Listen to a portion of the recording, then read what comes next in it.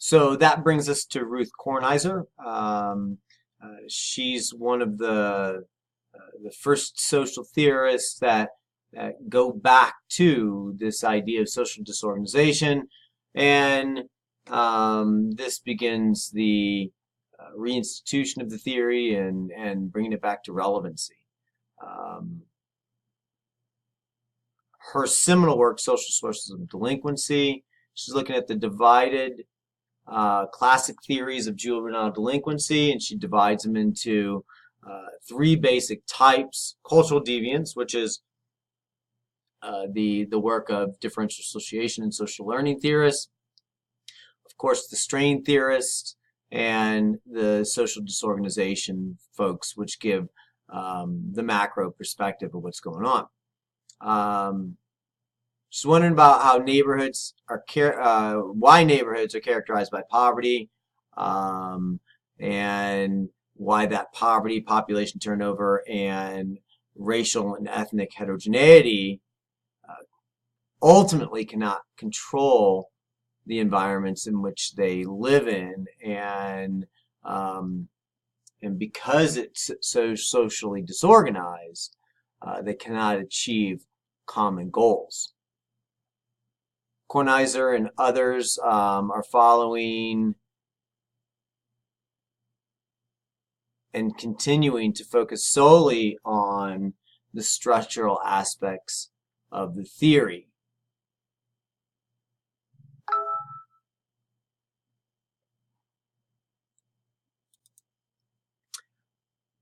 Stark is also another theorist that sets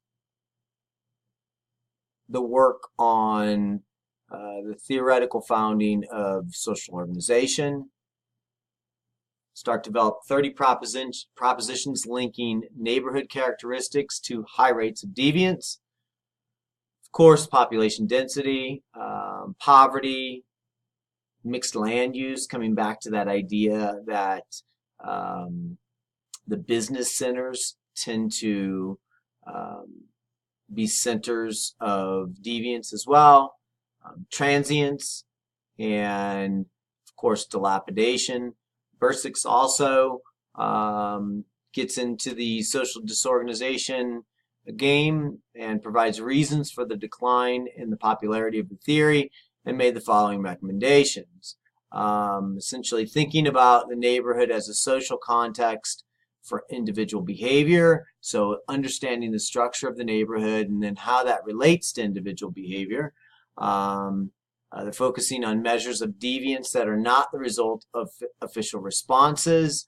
So they're looking at police reports and UCR reports versus self-reports and those that are making the calls for police responses in general. They're considering feedback effects of crime and delinquency on social disorganization, i.e. the ability to control the environment in which the deviance is happening in. And there are, of course, continuing studies that empirically test the validity of the theory of social disorganization. Social disorganization becomes easier to study as we move into the 1970s and the 1980s for a couple of reasons. One, the type of data that the government's collecting through the U.S. Census and making it available through the General Social Survey is comprehensive, and it's allowing us to see what's actually going on in our communities in ways that maybe we wouldn't have been able to in the past. And then, of course, we have some new techniques at analyzing this data, whether it's new statistical techniques, structural equations, and just being able to map stuff using things like GIS to explain what's going on. This has been extremely helpful. Sampson and Groves continue this work in 1998. where they're arguing neighborhoods characterized by sparse friendship networks, unsupervised teen peer groups, and low organizational participation account for crime and delinquency. Now, once again, you might be saying to yourself, well, it just makes sense. Of course, that's the way it is.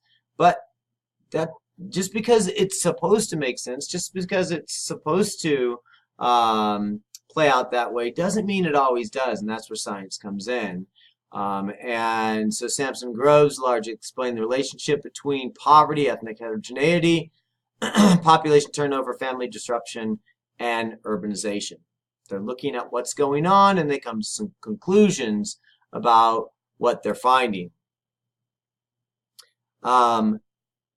This figure explains their model of social disorganization. So if you have low socioeconomic status, ethnic heterogeneity, residential mobility, family disruptions, and urbanization, that's going to lead to sparse networks, unsupervised youth, and low organizational participation, which ultimately is going to lead to crime and delinquency.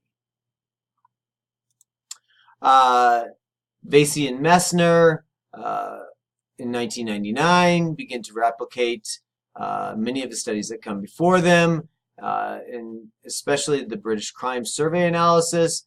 They found that the mediating social disorganization variables, i.e. sparse friendships, unsupervised teens, and organizational participation, ultimately only partially explain the effects of the structural variables.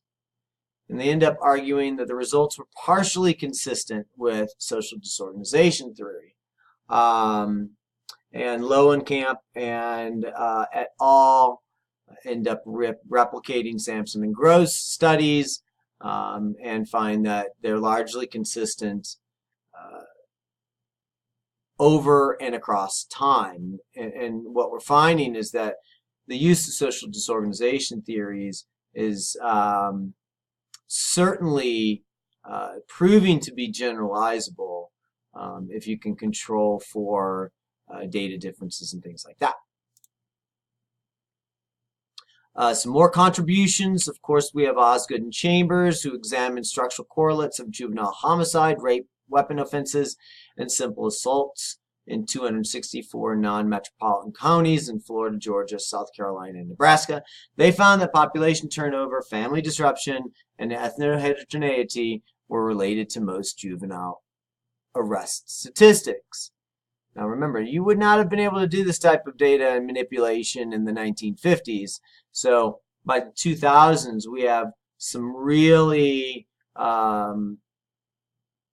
well-defined, cleaned up data sets that allow scientists to come in and do statistical analysis that gives us a view into areas that we just did not have in the past. Moore and Sween in 2015 partially replicates Osgood and Chambers. They found that residential instability and ethnic heterogeneity were consistent predictors across juvenile crimes. And appears to be the most consistent predictors of each of the violent crimes. Family disruption was related to total violent crimes and robbery. Population density was related to homicide and robbery, and poverty was related to homicide. So they dig a little deeper into their analysis and start teasing out the intricacies of the explanations and giving credit where credit is due in reference to the explanatory power of a certain variable, a certain independent variable as an explainer of delinquency and deviant behavior, which in this case is the dependent variable. Hayes, Smith, and Whaley study methamphetamine use in school districts in Michigan. They find a positive connection to low socioeconomic status and population instability and the use of methamphetamines, even though that might be, or at least the use of methamphetamines might be something that is found greater in white populations than it is in populations of color. Edwards uses social disorganization theories to study sexually oriented businesses in urban counties in Texas, and found that boutiques, generally owned by women, selling to mostly women, were located in more organized areas, whereas entertainment clubs and adult bookstores, which were more frequented by males, were located in disorganized areas. Wilson and Kelling continue to elaborate on social disorganization theories. They argue that disorder leads to greater disorder and attracts and promotes more serious forms of deviance. Policy implications that police attack crime at its roots and target minor forms of social disorganization, or social disorganization, and that seems to be a critical cause of escalation of crime and further deviance in those neighborhoods. This is also thought of in reference to the broken windows theory. So instead of focusing in on the more violent crimes, what you do is you go after those that are doing graffiti in neighborhoods or are breaking windows, just petty crimes, in an effort to curb the more severe crimes. Let's see, we've got Scogan's disorder and decline, where disorder is a major root cause of urban crime. Harcourt in 2001 urged that there was not enough empirical evidence to support disorganization theory, and essentially called for more research on disorder and crime and the policies used to fight against those things, disorder and crime. Sampson and Roddenbush, they're less optimistic about the potential of social disorganization theory, and in essence, they found correlates of disorder and crime, including poverty and the concentration of minority groups. And they discovered that a concentration of minority groups was a stronger predictor of disorder and crime than the previous sparsely populated,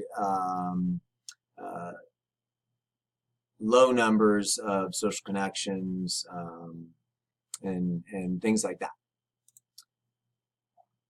Robert Sampson